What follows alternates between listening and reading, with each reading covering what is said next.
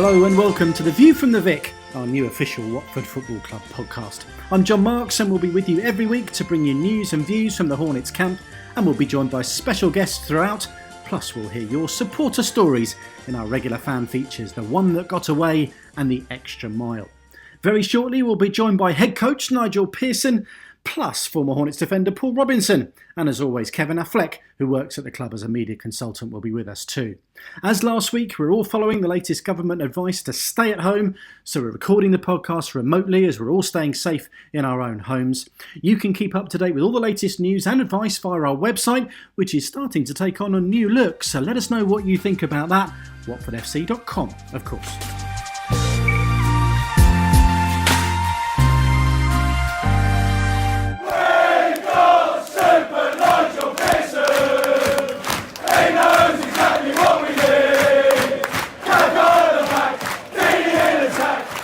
Now I'm delighted to be joined on the View From The Vic by a trio of guests. So hello and welcome to the gaffer, Nigel Pearson. Hello there. Former Hornet, Paul Robinson. Lovely.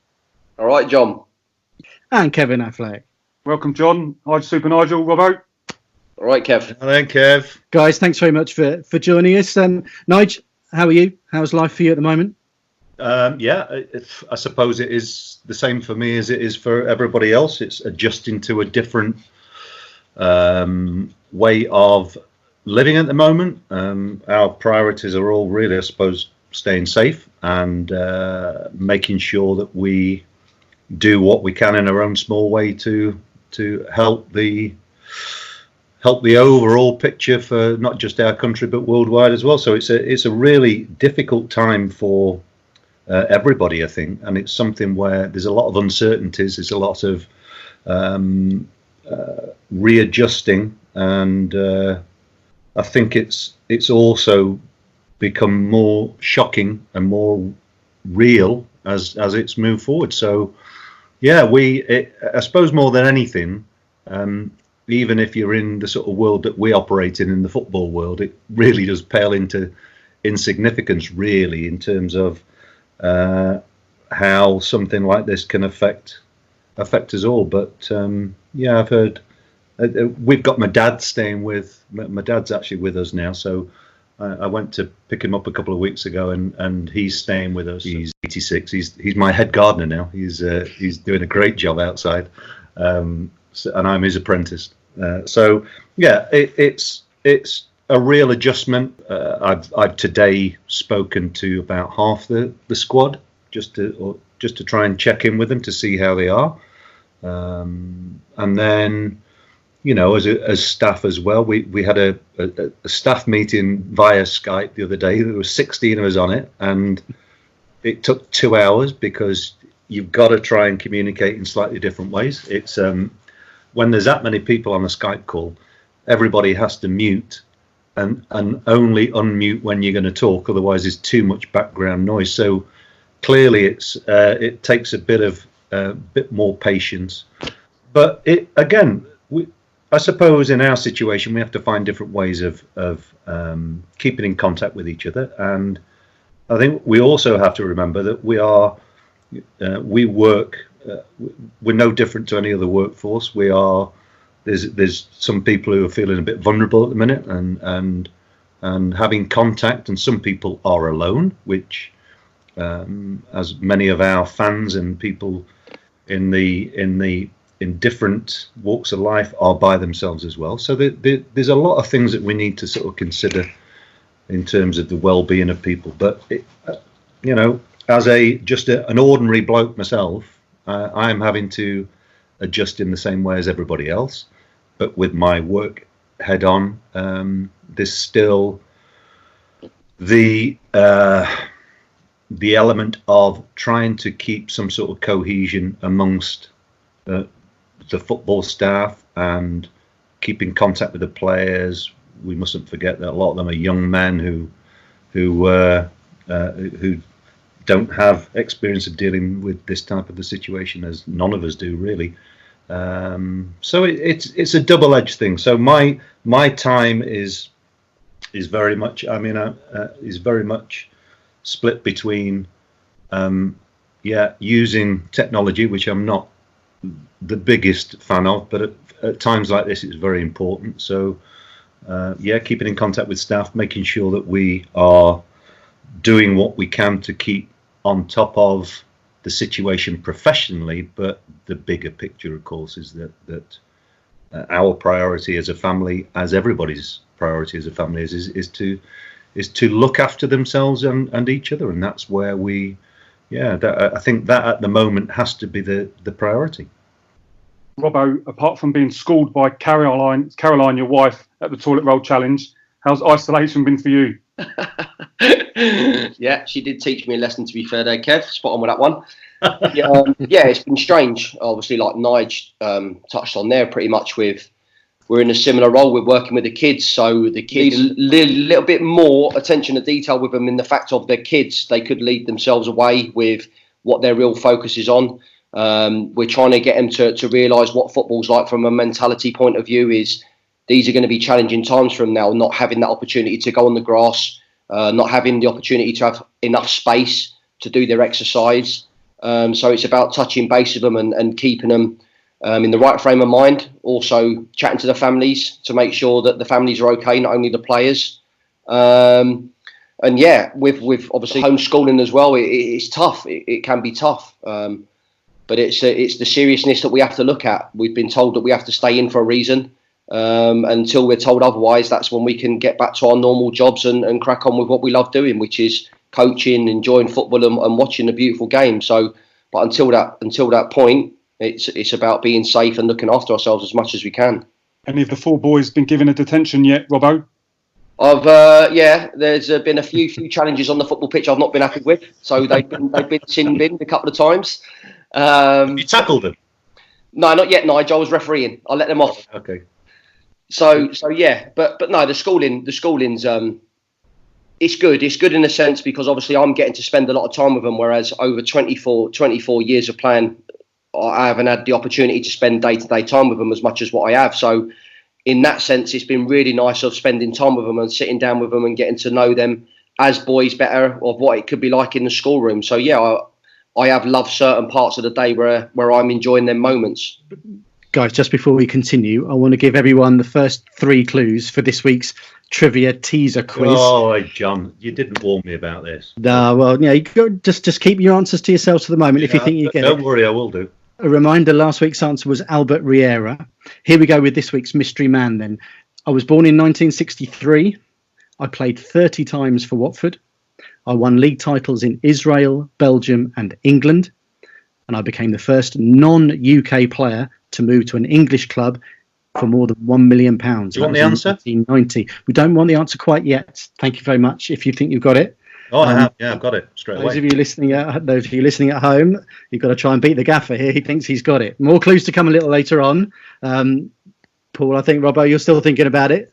No, I think I've got it. You think you've got it from those 3? I did think this week was a little bit easier, but more clues to come a little bit later on.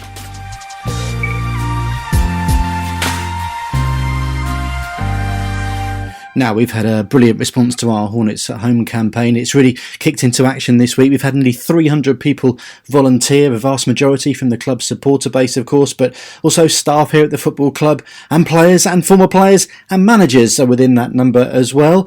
Nigel and Robbo, I know you've been involved in making calls to supporters this week. Nigel, just how proud are you of the initiative that the club's running? Well, look, I think what you've got to remember is, and we're very much a part of our local community. I think our own club has an identity which is quite unique, and I think if you listen to people across the country, they would. Many clubs feel the importance of tapping into the sort of, if you like, the local identity, and I think what strikes me very much in my short time here is how important the club is to the local community.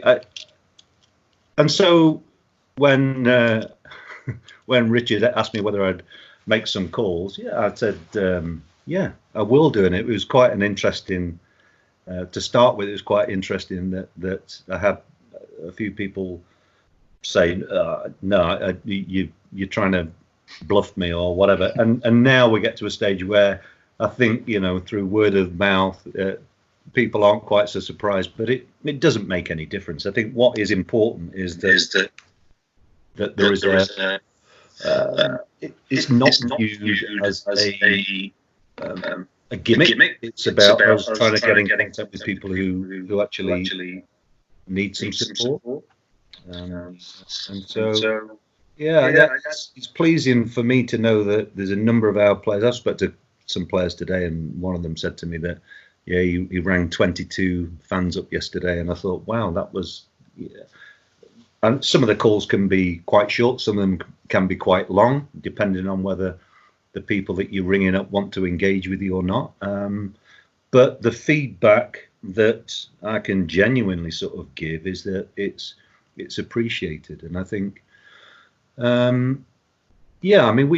we have a responsibility, firstly to ourselves and our own immediate family, but of course, in these times, one of the things that strikes me as being something that I think, as a national identity, I think when we experience difficult times, I think historically we've come together and looked after each other. And so, in the modern world, where if we believed everything that we read in the media, or a lot of the news that we see is not necessarily positive stuff, I do still think there's a lot of tolerance and a lot of goodwill out there, and we have a responsibility to play our part in that as anybody else would. So I think a lot of the people we are speaking to, and many of the people I've spoken to, have talked about the goodwill that people have shown them, and that their families are rallying round, and if they don't have family, that their neighbours are doing the same thing, and that's what we need. It's a very important initiative, and it's very important, I think, for us, that when we engage in something like this, it's done with an integrity, and there's an authenticity about it, which I think shines through, and I think it's very, very important that we do this type of thing. Nigel, the vulnerability of these people you speak to, does it make you protect your own even more? Like you say, you brought your father up, and you sadly lost your mum recently. Yeah. Does it make you protect those close to you even more? I don't know whether it makes me do it even more. I think. Look, my experiences in life will be very similar to many other people. I don't think we have to distinguish here about the difference between how people deal with stuff. Look, all I'd say is I'm a big believer in living a life in a positive way and looking for what we can do rather than what we can't do. And football's just something that I'm a part of, but that's very much a part of how I think and feel anyway. So, it's really important to try and just take a bit of time to think about what really is important in a situation like this. And I know with a lot of my colleagues at work, so we have a number of Spanish staff, some Italian staff, and even our owners are Italian, and their countries have experienced a really difficult time. And then you look at the playing staff as well, and a lot of those boys are from different countries. They're away from the families. I think we have to try and understand what it might mean to people who, all right, so my kids both live in Sheffield, which is not too far, and I've walked to both of their houses today to say hello and talk to them through the window, etc. But it's still, we still have distance between us, but there is still the close proximity, that the knowledge that they're not very far away, even though that they're adults. But if you're living a long way from your family, and it makes it even more difficult psychologically. And I think we have to have this. We always have to. Yeah, our first thing is we have to look after our own. That's always the most important thing. But I don't think a day goes by where most people will at least spend some time thinking about people who are having a more difficult time. And I think at the moment, looking at the figures of how the fatalities have jumped again today across the world, and including ourselves, it's a really worrying time. But I think what it does do, it also sharpens up people's consciousness of spending a bit of time thinking about what it means to other people. And I think that's where the responsibility that we have to our fans is very important. Whether we can actually do something physically is not necessarily the most important thing, but giving some moral support is vitally important. And we do what we can. I think the important thing is that hopefully people do recognise that there is a community spirit, and I believe our football club's very much at the centre of that as well. Robbo, how have people responded to getting a call from you?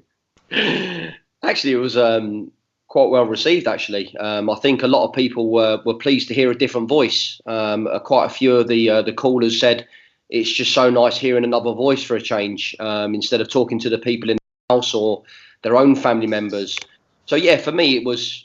Obviously, I was brought up under the Graham Taylor area, so for me it was the norm to be part of the community. And yes, I'm not working for the club anymore, but I lived in the area for so long. I was brought up in and around the ground, so I understand what the club means to a lot of fans. And then it was just nice having just a general chat to them, making sure they were good, trying to stay positive as much as they can. Yeah, there was a few that did obviously say, yeah, I know the voice, but I can't put the face to it.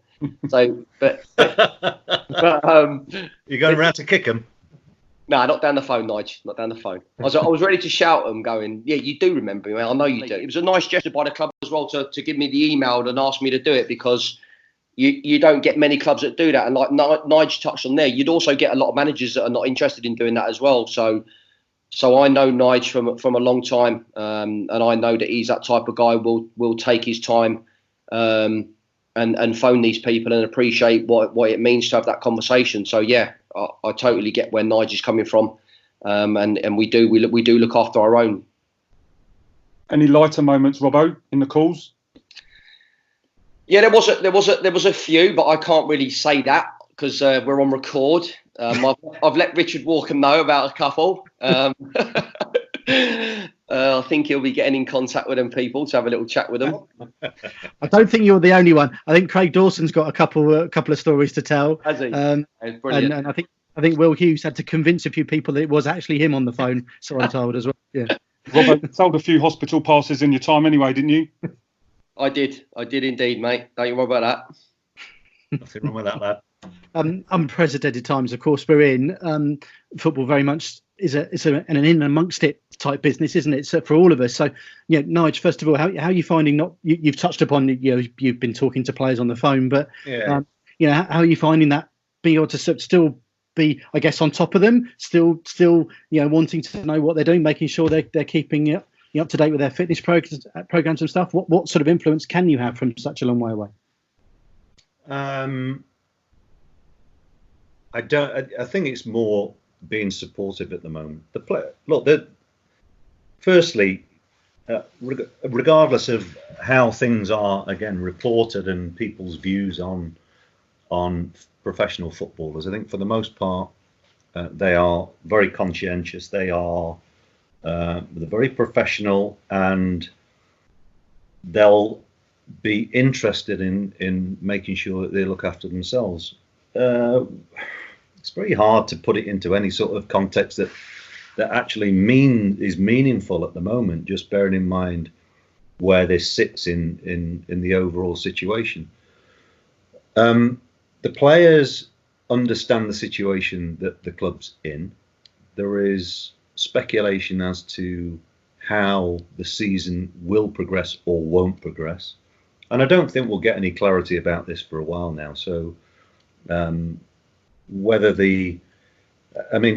you compare the types of reporting that you get in the media, in the sports pages, compared to watching the national news, they're on a completely different page in terms of timing. So I think it's important that we first and foremost, the barometer of where we're going to be will be taken from the country's plight. So I think we've got to be prepared for a long break. I mean, at the moment we're looking at this end of April. Well, I can't see that happening. I also understand all the financial arguments in terms of the necessity for leagues to be completed. And in an ideal world, if you spoke to most people in football, they'd want that to be the case anyway, just for lots of reasons. On top of that, on a professional side, it's about the players engaging with the program that we update them with, and they're updated every 5 days. They're given a new program every 5 days. They do a Wellbeing questionnaire every day as well, which I've had to remind some of the players that that's really important for us that they do, because it gives us the ability to at least see how they are feeling, as well as on top of that, they have to be weighed. They have to, they do their program. So the Wellbeing questionnaire on a daily basis helps us to make interventions that aren't necessarily to do with fitness. They could be to do with their general well-being. And it's, again, football's no different to any other walk of life. If you're happy at home, you've got a better chance of being more effective in the workplace. And so we have to have a general overview about what's happening with the players.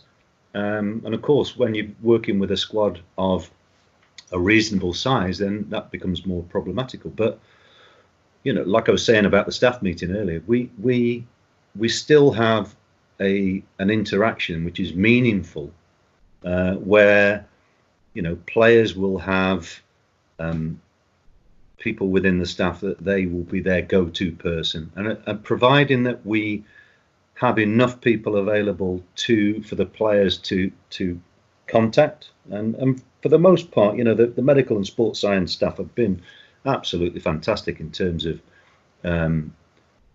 providing the players with the framework for them to remain fit. And then, of course, the other day I saw the video that Fozzie was involved in, which I just thought was fantastic. Robert, it reminded me very much of your little firm at West Brom back in the day, where you look at our overall situation, and our plight is still far from over. And when the season restarts, if it restarts, we've still got to try and pick up and remain positive and build on that camaraderie and that spirit that's very, very important. And it did remind me so much of your little group who were forget the football for it's you can't underestimate the power of positive people, positive spirit, and a togetherness. And those types of things are driven by the players. People want to ask me about what's for me. It's you hear me say it a lot. It's about setting up the parameters for the players, and then the players drive it. Yeah. And so when I saw that the other day, what it said to me was, it's really important that we still have this ability to get together and keep in contact with each other, because when we restart, and it's very difficult to pick up where you left off or not, but we have to be ready for restarting and being responsible for the outcome of our season. And that's what it's always about.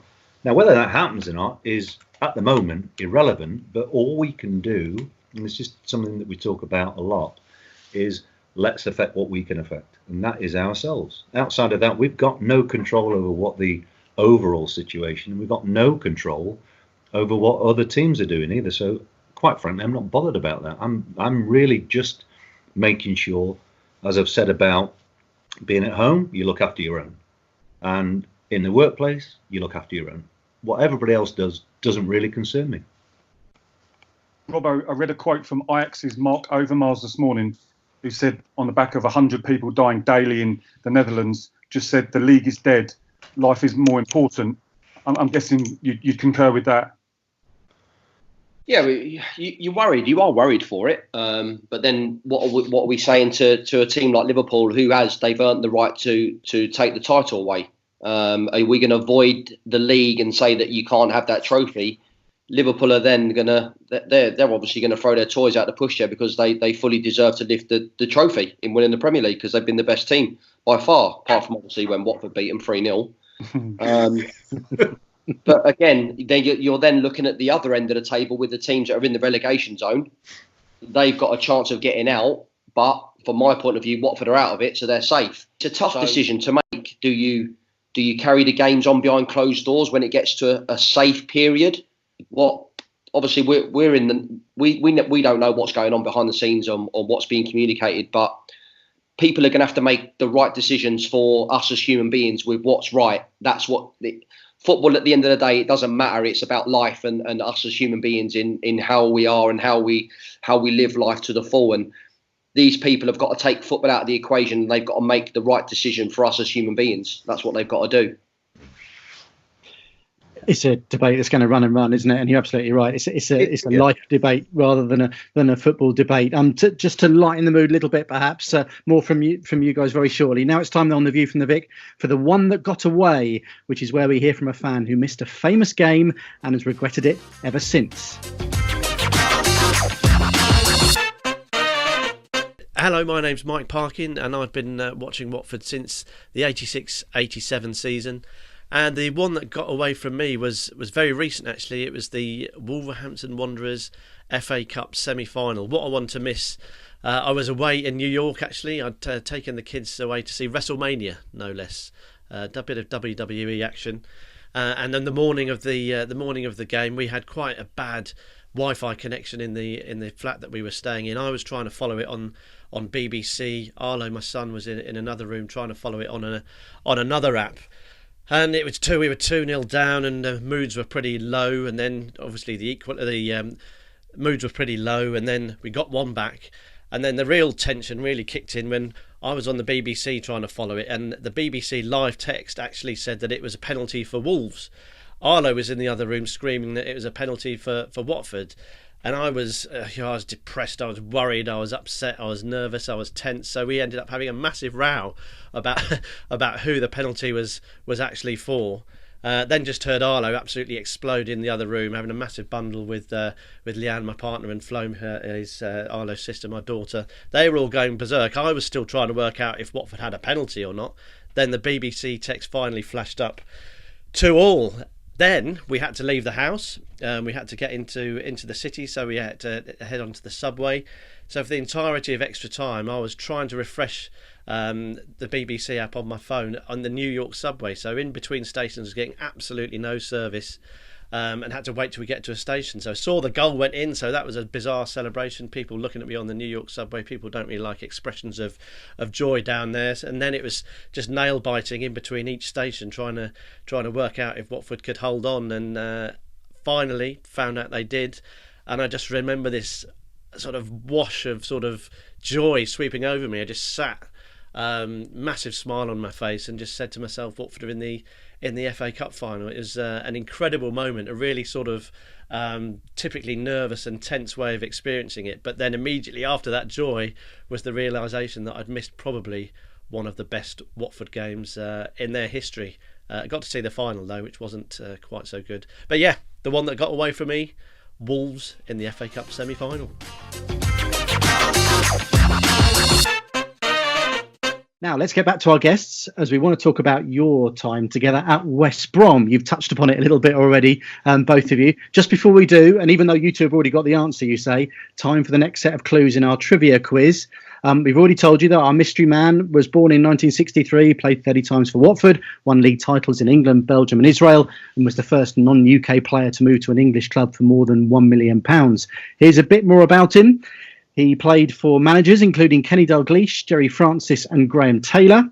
His teammates included Ian Rush, David Speedy, Teddy Sheringham, Jurgen Klinsmann, Paul Robinson and Jason Lee.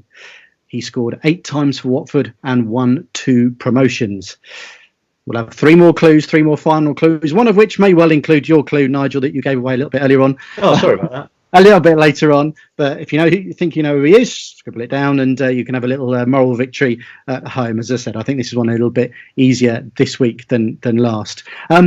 West Brom. You two spent time together at West Brom, which of course included the Great Escape in 2004-05.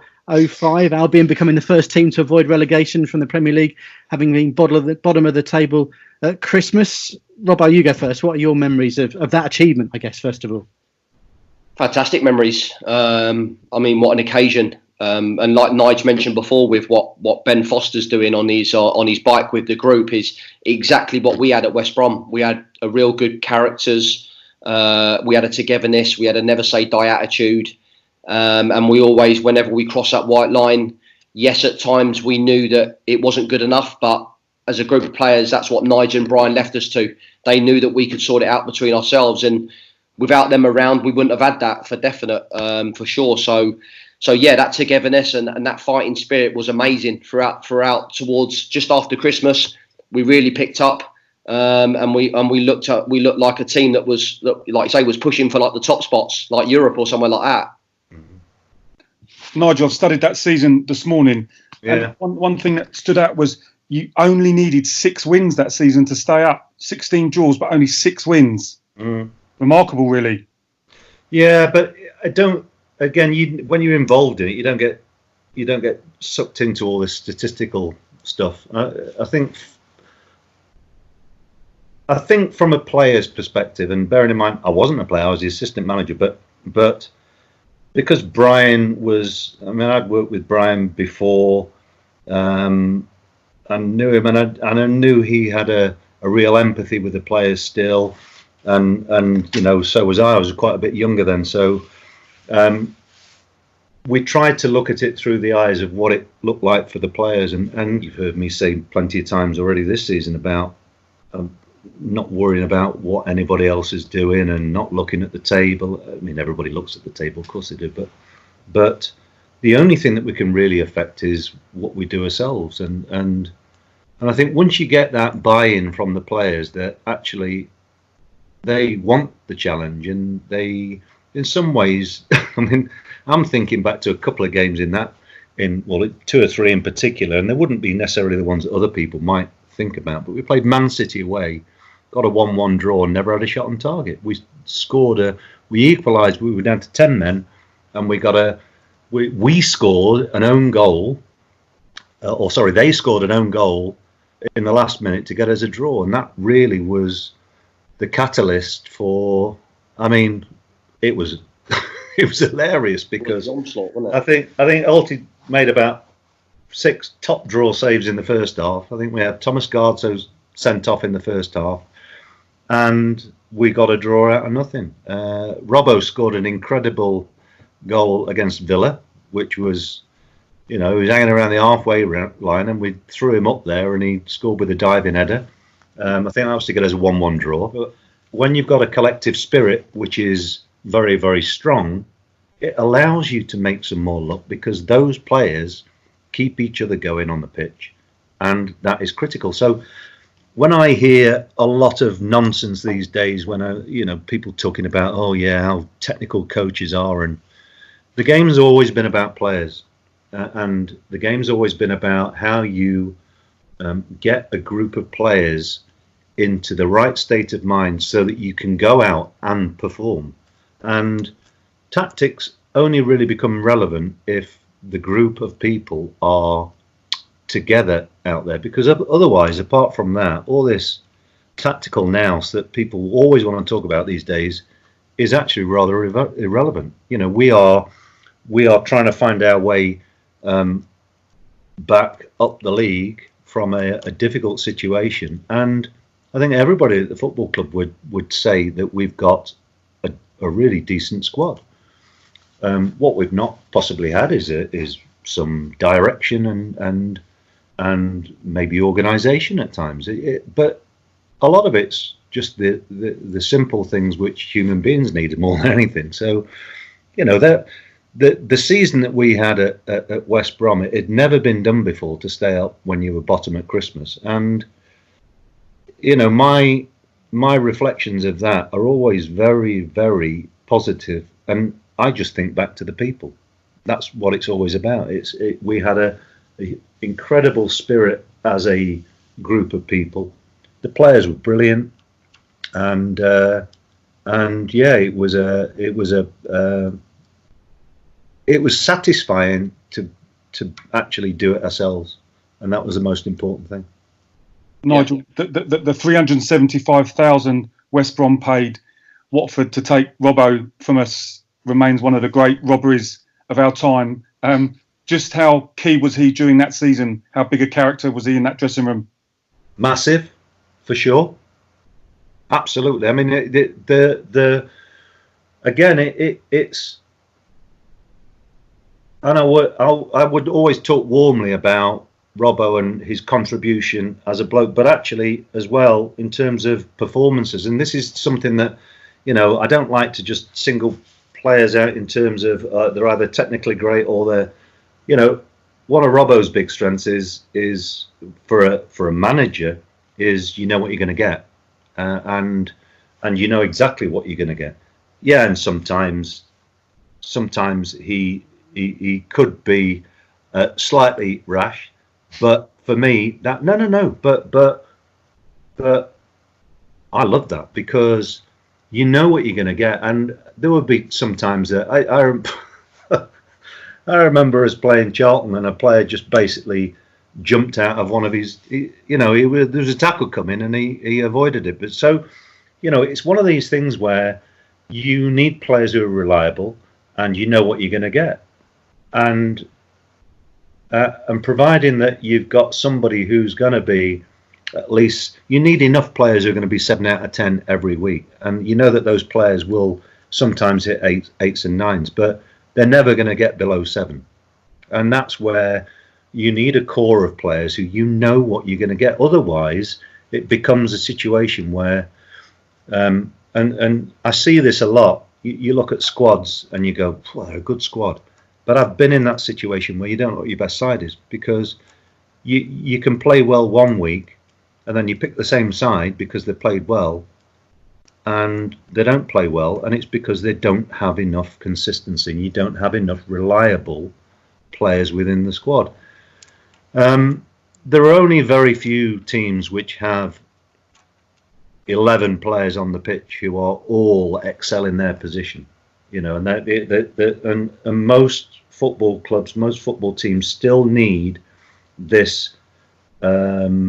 You need at West Brom we have players like Jason Kumas who could be on his day an absolute world beater, but he would do that one time in every few games, and that was frustrating. So when you've got talented players who can't perform, but then you've got talented players who you can play and rely on every week. But we had at West Brom a very settled side.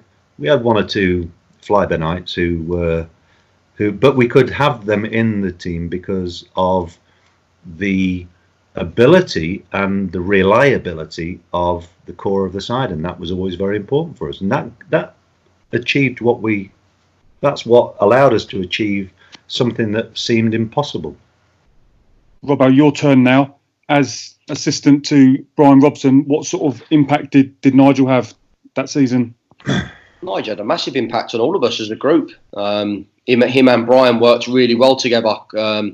They would both have their bad sides, they would both have their good sides, and that's what was so good about it. Off the field, you could always have a chat, you'd always get the truth, and that's what you wanted as a player. You just wanted honesty. And Nigel would always give you that 100%. He could tell you where you needed to improve on in your game. Yes, he touched on, he knew I was rash at times, and he also loved the side of it, but I knew myself that I needed to curb my ways, or otherwise I was going to let my teammates down with not standing on the pitch. But I knew also that if there was a tackle to be won, I was never putting out of it. And like Nigel touched on there, I remember that game. That was, we won 4-1, didn't we, Nigel? And it was Luke Young at the time. He was playing right back, and it was literally the ball was in the middle of us, and I just stared at him as I was going for the ball, and I knew straight away he was pulling out of it. He was never going for that tackle, and he literally jumped over me as I slid in for the ball. He jumped over me out of the way. So I know as well then as a team, if I do make the tackle, I know then that might spur on my teammates. And like you say, when you look at the touchline and you see Nigel and Brian and they're fully committed to what we're doing on the pitch, it was the same off it. We totally got how they wanted us to play, totally got how they wanted us to behave as a group and how they wanted us to be together as a group. And I thought as players and staff, we had a real good connection all together, and we gelled really well as a unit, not just as individuals. We all gelled as a unit, which was fantastic to see, because you don't see that at many football clubs. You don't see staff gelling with the players. You see sections, you see players section themselves from other players. You have to pick and choose what club you go to, because if you're a manager going into a club, the manager's got to understand is that, right, I need everyone behind me and not just half, because that half will interfere with the other group of players and they'll turn them against the manager. So you're losing the battle straight away as soon as you go in there. And I've seen similarities now with Nigel at Watford to what I've seen at West Brom. He's brought the group together. There's a real good cohesion, a good togetherness.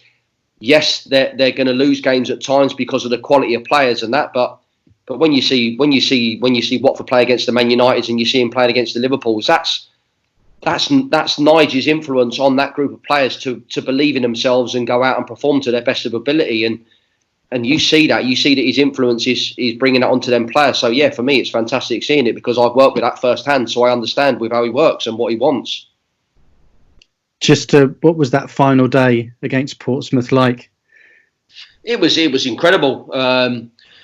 To know that we'd done our job, so we were 2-0 up, comfortable, the whistle goes, and then we're relying on the other game. So we're then just all standing and waiting to find out the final result. But deep down, I think we knew as a group, we knew that we'd done enough and we'd secured Premiership status again, because Palace, was it Palace Charlton the last game? I think it was, wasn't it? Yeah. They finished they equalised in the last minute. Yeah. So, yeah. But for us we knew we'd done our job. 2-0, good, comfortable win, and yeah, like you say, just waiting in the background to find out. But yeah, a lot of emotions, because it emotionally drains you as a footballer, and not only that, as staff, the effort that you've put in to try and get yourselves out of the position, a difficult position, it drains you mentally, and for your family as well. It's a drain on them, knowing with what you're going through and how they're seeing you, and sometimes with your reactions around at home with what you really focused on in what you want to achieve. So yeah, all them emotions, you just release them at the end, and it's fantastic. And then to celebrate all together, I mean, it went on for about a week, Nigel, didn't it? I think we celebrated for a week. Nigel, just how big was the afterwards? We celebrated in the same way that we worked together. It was very cohesive and messy at times, but it was a good celebration. It was good times and good memories, and I think that's something, when I don't reminisce too much really, but it sometimes is very healthy too, and it's nice to be in the company of somebody who you share memories. Because I mean, look, with something like this, with a lot of things that you remember, and when you're involved in things together, quite often you'll have different memories of what it looks like. But what's very interesting here is that the things that mattered to almost everybody were the same things, and the memories are very similar because of, you've heard me say as well a bit about I like to have an emotional attachment. Otherwise, I can't really do the job in the same way, and it's really a big part of how I like to work, and you don't always get that because it's a two-way thing. So, these types of those memories are very important, because there was the professional side of it, of course, and how you want to work, and your professional pride, and your whatever it is. We've all got egos to a certain or lesser extent, but of course on top of that, it's about having a camaraderie with people, and it's also very special when it can cross over from staff to players, but everybody still understand what's important, and I think that was particularly special of that group. That when I say that group, I mean players and staff together. That group of people, that there was a togetherness, but people knew their place in in the story and accepted the responsibility that they had to and their role in what it was to getting everything going. And I still keep in contact with staff members from those days, and it's always nice to touch base with them and see them. And because football's like that, you can be very close to somebody, and then you go somewhere else and you have to totally throw yourself into the new situation. But it doesn't mean that when your paths cross again that you can't pick up where you left off. And that's where football's very special in that regard, that actually people want to measure success by or measure their success by what they win, money, etc., etc. But you speak to most people in it, they're again, how they would remember their times would be about the people that they've come across and the good times, and also, going back to our current situation, where many things in life are actually you'll measure yourself by how you deal with the bad times, and because it's dead easy when things are going well, dead easy for everybody to talk about how good things are, but actually the most important things are how you conduct yourself and how you get through a difficult situation. And that's football, that's life, that's everything, and it's being with good people that really matters, full stop for me. Well, more to come from Nigel and Robbo shortly, but now on The View from the Vic, we find out about a fan who went the extra mile to get to see a Hornets match. Hi, I'm Kate Holmes. I've been a Watford fan since 1977, and the time I went the extra mile is when my father took myself and my brother to Kaiserslautern for the UEFA Cup game in 1983. He actually took us out of school for 4 days to go to Kaiserslautern. We'd made plans to catch the ferry from England to Ostend and go through Belgium on the train, but the Belgians went on train strike. So we ended up going through France using my 12-year-old French. And we somehow made it to Kaiserslautern and came out of the station straight into a pub, and they were playing Elton John on the jukebox. Well, great memories there. And if you want to tell us your story of going the extra mile or about the one that got away, email us at podcast@watfordfc.com. And it could be you featuring next time on The View from the Vic. Time now for the last set of clues for our trivia teaser for you now. Nigel, your clues coming up. Remember, looking for someone who's played for Watford. Previous clues: he born in 1963, played 30 times for the Hornets, won league titles in 3 countries. Played for Kenny Dalglish, Jerry Francis, Graham Taylor. He played with Robbo, with Teddy Sheringham, with Ian Rush, Jurgen Klinsmann. Scored 8 times. He retired from playing at the age of 35. He says, I won 60 caps for Israel. And if you haven't already got it, I am perhaps best known for hitting the Villa Park crossbar. Mm-hmm. We'll leave it just for a few minutes and then you can reveal the answer just before we go. Moving on to the last section. You mentioned reminiscing, Nigel, a little bit there. Well, ask Robbo of the only worse miss than that ever. I know he'll be able to tell you. My gosh. Carnu. Go on. Carnu against Middlesbrough. Oh, my gosh. Yes. I seriously have nightmares still watching it back in my head.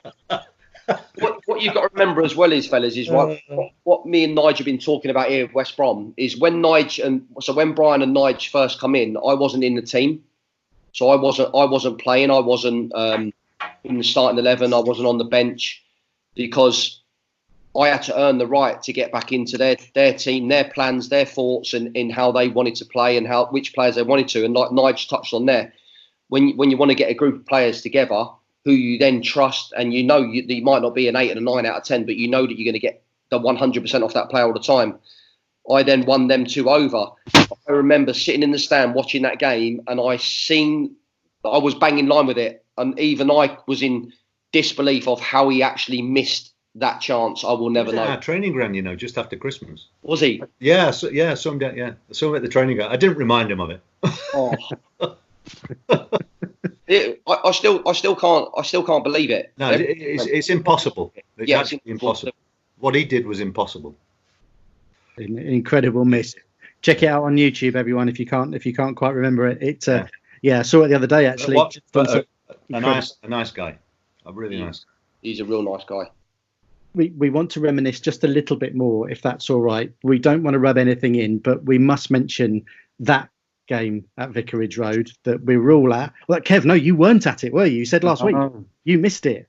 I think for a reason why. Which game's that? So, what game's that? Well, I think Robbo, you were up with me, weren't you, in the commentary box watching on? Yeah. I've still got backache actually from when I think you were jumping on my back at this moment. Me and Derek Payne, I think. You and Derek Payne and Nick Wright. Nick Wright, wasn't it? Yeah, Nick Wright, yeah. Yeah. Nigel, you were in the hot seat, obviously for Leicester. We don't want to rub anything in, but no. One burning question I think we've got. When he went down in the box, when Knockout went down, do you think it was a penalty? No, honestly, no. No, I didn't. And I didn't watch a lot of what was said afterwards because, again, my concerns weren't really on how other people saw it. And, but I was aware that some people said, well, actually, it was probably justice. And I can understand how people want to look at it like that. But for me, as soon as that happens, and then the end of the game comes immediately after, my only concerns are my own players. And I think it was what was very important from when you experience something as brutal as that. And bearing in mind it had been two tight games, two close games, two decent games of football, and for us to get to that latter stage and have the opportunity to win and then and lose it in the same within 21, 22 seconds, whatever. It's something that you got to really deal with straight away, and all the way we dealt with it was when we had our debrief the next day at the training ground, both with the players and with the staff.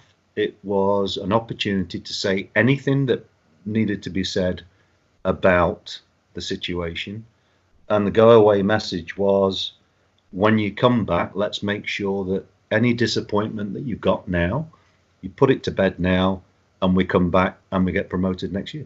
Now, it's very easy to say with hindsight, yeah, we did that. But what I'm going back to is having this positive mentality in terms of how you approach things. So out of a calamitous experience and one which really hurt, but I was proud of the players still. What we did is we turned it around. So again, I think that speaks for a group that's taken a while to develop as a team, but as a group of people, and it's never easy to get to a stage where you've got the perfect group, or you're happy with the group of players that you have. But some people would say, how can you look for a positive straight away? Well, that's my job to do it, and that's where we as staff were very important for the players, but also the players that we had. We spent time and energy getting the right types of people in. So it was a terrible experience. But again, I'm sounding a bit old here, aren't I? But you can only really enjoy some of the good stuff if you've been kicked in the doobries, as Alan Birchinall would say at Leicester. You've got to be able to deal with disappointment, and it was a big hit for us. It was a really big hit. But actually, hindsight, we're probably much better suited to having the experience of going up the year after. But in all honesty, if you're in the Championship, you can never turn any opportunity to get promoted, and that's the big thing. Whether you're ready or not is irrelevant. But in terms of footballing sense, we were better prepared the next year.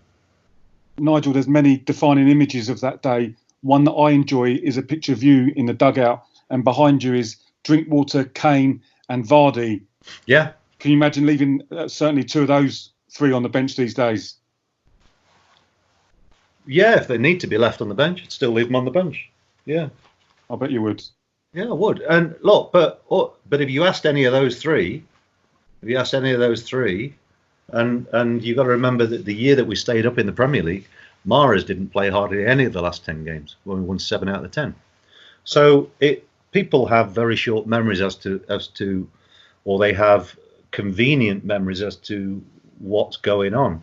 A manager's job is always to try and pick the side that is best suited on any given day to getting the right result. And I see the players every day training, and people are, of course, they're allowed their opinions on who they think the best players are. But there are a lot more, as Robbo will tell you, there's a lot more to factor in, and that would be, how players are, their interaction with other players, the necessity of the individual game, and if you took time to listen to Jamie Vardy's story, and I've been asked many times recently about it as well, he had times where he had massive issues with his self-confidence, and the job is, Harry Kane, I thought did okay when he was with us, but he came into a situation where we just squeaked into the playoffs. We were really comfortable around February, March time, and then we had a really bad run of form, and we only just squeaked into the playoffs at the last minute. And that's because our form was totally up and down. And so it is really interesting to see, an image like that. But yeah, that's my job, is to ruffle a few feathers if I feel they need doing. But Jamie Vardy has always been a player who gives absolutely 100%. And as I've already said, for players, they have to reflect. It's always easy to look at the good times, but what makes players what they are is learning to deal with adversity. I think Lloyd Dyer was in that team as well, wasn't he? That day, it was Robbo? Lloyd, yeah. Robbo, you played with him. He had a sort of tricky spell with us for sort of 18 months, 2 years. But Robbo, I think you know him well, don't you? Yeah, Lloyd. Yeah, I played with Lloyd at West Brom. Brom. Yeah, exciting, fast, powerful left winger. Yes, he had his ups and downs because Lloyd was one of them players who you never knew what you were going to get from him week in, week out. He could be one week he could be outstanding, where he'd tear the fullback inside out, or one week we wouldn't notice him. He wouldn't be in the game. But that, again, like Nigel said, it's the manager is the manager. He makes the decisions. As players, you accept it. It's how as players do you accept that yourself. You have to understand as a player that you're going to go through periods where you're not playing your best, and you're going to have to come out of the team and look back and let someone else have a spell where they're playing out their skin, and now it's hard for you to get back into that team. So you have to be patient. You have to be a team player, and you have to get on with it. And your chance will come again, but it's being patient. So yeah, I totally agree with what Nigel says there. Would Jamie Vardy be the player that he is now if he didn't have that spell where he was looking at himself in the background of being on the bench? I think all players go through it. They have to have a self-evaluation of themselves. Is they're not going to play all the time. It's impossible. You're either going to be injured or you're going to be out of form, and you're going to have a spell where you're sitting either in the stand or on the bench. As players, you have to have a look at yourself, and you have to realise right, what do I need to do now to get back into the team, or how do I have to keep my performances to a high level where I'm making it difficult for the manager to take me out? There was a spell though with Jamie Vardy as well, where I remember him having a meeting with me and Shaky, and I just said, "Yeah, I know you're out of form, but I'm going to keep playing you." So I'm going to play. You can play yourself back into form, because he was, he like any player, like you said, was going through a more difficult period, and it's you speak about Lloydie as well. I mean, Lloyd from West Brom went to MK Dons, got a lot of appearances under his belt. When he came to Leicester, all right, we were first year we were in League One, so he had a really, really good year, and then did very well in the Championship. So I think it's just an indicator of players need to play and managers need to manage. Basically, it really is. And of course, everybody can have their opinions, but somebody's got to make a decision somewhere. Nigel, that day left a lasting impression on you. Has joining us subsequently confirmed what you thought at the time, that it is a special club with some really good people at the core? Well, I always, I've said this since I've been here, that every time I've been to the Vic, either as a player or as a coach or a manager, it's always been you've got to be, to win there, you've got to be at your best. Just because, and that's whatever league you're in, the atmosphere is going to be, and by the way, now the way that the ground's been improved has created a really good atmosphere.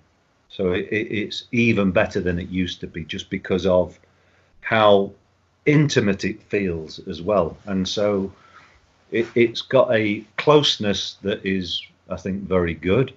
But also over the years, it's never been an easy place to come as a visitor. That you're in for a bit of a day where, if you're not at it, you're going to get turned over. So, that in itself is something that I think we should be proud of. And then on top of that, of course, every group of players in every era has the opportunity to make their own history. And I think but through all of this, the club has never lost its, and I think we talked about this earlier when we were talking about our fans, because there is a connection between the fans and the club. I think that's something that we need to be, we need to talk about, we need to be proud about, and we need to utilise it as well. And so I don't think it's any, I think even now in the Premier League, where, we've had a difficult seasons so far in terms of getting enough results that we want, but I would suspect that most clubs now would be thinking, whenever they've got a visitors, they can't come and be anything other than at it. That's not a technical term. It's very much a term to say they need to be aware that it will be a tough game. But likewise for us, we are also aware that we need to be at our best to give ourselves the best chance of retaining our Premier League status. But it's certainly, to play at the Vic is I know our players enjoy playing there, which is really good, because again in December we'd not had a home win. It's quite amazing, really, because it's one of the things I found really bemusing when I first arrived, that with everything I've just said there, that we'd still found ourselves in a situation where we'd not won games. But I know that we'd played well in a number of the home games. We'd just not been able to find a way of getting that. And so, we need to keep at it and make sure that we are responsible for our own season. That's the top and bottom of it, really. Robbo, Nigel's really mobilised the fans since he came in December. A pet hate of mine is the players kind of only half-heartedly applauding the fans from halfway and then disappearing down the tunnel. You made a career on the back of making sure you did the full lap of Vicarage Road and any ground you subsequently played in. How important is that to you? Or how important is it full stop? Of course it's important, because you've got to have a connection with the fans, haven't you? The fans pay a lot of money to go and watch you no matter what. If you lose, win, draw, you respect them all the time as much as you can. I did it. I not only did it at Watford, I did it at every club just because that was me as a person. That's what I felt the fans deserved, and it was my respect showing back to them for coming to support us. So yeah, I'm one of many. I'm sure there's loads of other players who do exactly the same thing, and I just think it's a good connection to have with the fans. Yeah, so I enjoyed doing it. Even if we did lose, I always went and clapped the fans exactly the same as I would have done if we won or draw. Nigel, you cut from a very similar cloth, and I see you imploring the players to make sure they go over and thank the fans. But talk me through that, and also your celebration with Chalobah at Bournemouth. I was just copying him at Bournemouth. It's I was taking the mickey out of him. But no, it was a nice moment because he got a really good connection with the fans, and he's a very likable and trustworthy young man who's had his injury problems and he's worked hard to get back. And I'm just very pleased for him that he could celebrate in the way with the fans. And all I was doing was sort of copying him. And yeah, it was a nice moment. The game's always about players, and I think what's really important, especially in the modern day, just the way that the game has developed, there is a danger of moving further away from a connection with the fans, and I think that would be a shame if that happened. So I think what we have to do is and it's exactly like Robbo said, it's based on a respect. It's based on having an appreciation of the support and the following that we get, and it's as I've already said, it's very easy to be generous when things go well, but I also think there's got to be an ability to have some humility as well, and when things don't go well, sometimes it's more meaningful, even if occasionally you get a bit of stick. But that's life. That's the job that we're in, and we have to embrace both sides of it, and that's how I see it. Guys, brilliant stuff. You've given us so much of your time. We really, really appreciate it. Thanks so much for joining us. I'll hand over to you, Ineko. You can tell us the answer of the trivia teaser, which you got about an hour ago. So our mystery man this week was Ronnie Rosenthal. Ronnie Rosenthal, of course. Robert, you played with him. What was he like? Yeah, I played with Ronnie. Yeah, he was he's a little wizard, wasn't he, Ronnie? Quick as. He come to us obviously nearer the end of his career, but you could see the qualities. He played for Tottenham, and he's played with the amount of players that he has over his career, and yeah, I mean, he was a big influence on some of our younger players there. He was a big help with his knowledge, his experience, passing it on to us. Yeah, I love working with Ronnie. He was a real nice guy. And Nigel, just really quickly before we let you go, maybe one last message to our supporters for now. Well, first and foremost, it will be to stay safe and look after themselves and their families. Also look after each other. And I think the message, just on a purely footballing sense, is that when we do start again, we're going to try and we will endeavour to keep making progress. And that's the bottom line. It's for me at the moment, everything's been put on hold, but all the fans I've spoken to have been asking about when we're starting back, and you know, or I can sense how important a part it is in their lives. So we have to recognise that, but also give them reassurance that their club is in good hands. And again, I say it many times, we are just passengers here, managers and players. But if you're a fan for life, and so I would like to think that they feel that the club's in hands of people that they trust, and we will do what we can to make them proud of the club. Brilliant stuff. Nige, Robbo, thanks ever so much for your time. Thanks for joining us here on The View from the Vic. It's been great having you along. We wish you and your families all the best. Kevin and I will be back again next week with more Hornets guests, another trivia teaser, and more fan tales in The One That Got Away and The Extra Mile. Stay at home, everyone. Stay safe. Thanks very much for listening. We'll see you next time.